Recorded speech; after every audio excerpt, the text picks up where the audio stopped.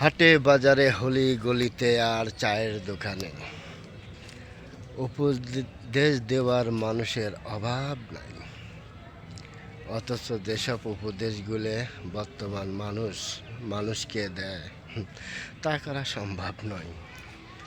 কারণ যারা এই উপদেশটা দিয়ে থাকে তাদের চলার গতি আচরণ উপদেশের কোনো হিসাড়াই পড়ে না।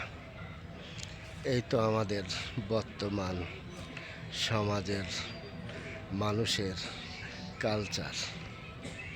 কি বলবো ভাই, একজনের উপদেশ শুনে মেন্টাল হয়ে যায়। আসলে কি আমরা মেন্টাল? কখনোই না। কারণ এমন উপদেশ দিতে থাকে, নাই টাকা, নাই জমি, নাই বাড়ি গাড়ি। ওই উপদেশটা আমি কি করে কাজে লাগাবো?